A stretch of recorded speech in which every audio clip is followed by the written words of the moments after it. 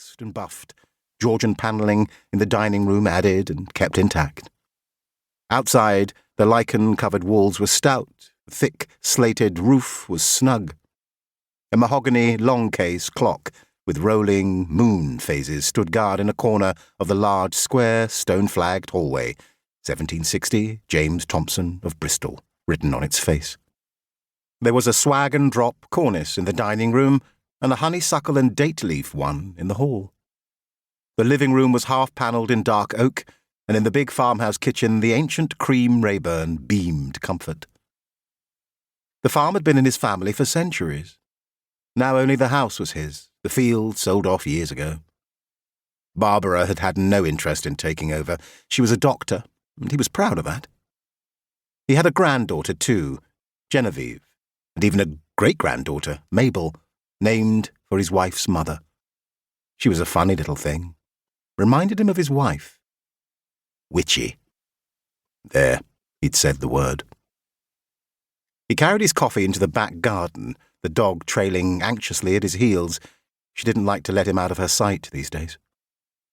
The garden was walled on two sides, sheltering it from the rugged weather coming off the hills, and on the third side there was a thick hedge of hawthorn, providing a windbreak for the bench that was sited there.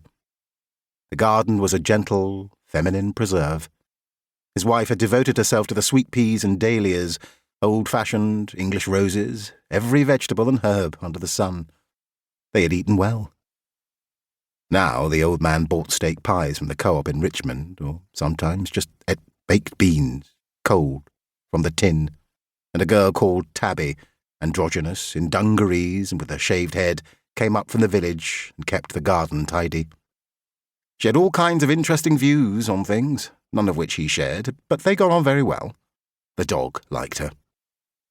The old man sat on the bench to drink his coffee. Daisies and tiny violets pinpricked the lawn. They must have grown since Tabby was here last. Pretty, he said to the dog. The dog didn't require the baggage of grammar. The old man had never previously lived a life where there was time to sit in the sun. The dog whined softly, worried about something. The old man rubbed the top of her head with his knuckles. Who knew what thoughts a dog had? He wished she could talk. It was warm for this time of day and quiet. There were more than 300 swaledales out in the hills, and as many lambs, and more. Their bleating was the soothing background to the old man's life, but not one of them was making a sound this morning.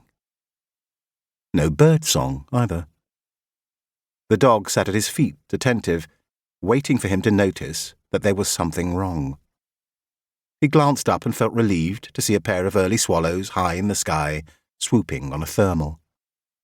The dog got up and started pawing at the garden gate. Once, she would have been able to jump cleanly over the wall. "Come on then, old girl," he said. "Time for a walk." They went out of the back gate and straight up the hill. It was a hard climb. Both the old man and the old dog were stiff with arthritis.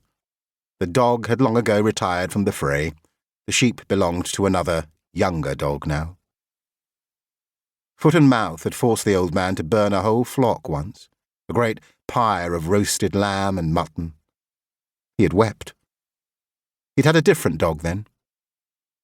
What had she thought, he sometimes wondered, when she had seen her flock go up in flames? Meg was a conscientious dog and still suffered from the urge to chivvy and herd, although she was making no attempt to shepherd the sheep in the top field. Perhaps because none of them were moving. As they drew nearer, the old man could see that they were all lying down. "What's wrong with them?" he murmured, glancing at the dog, the expert on sheep behaviour.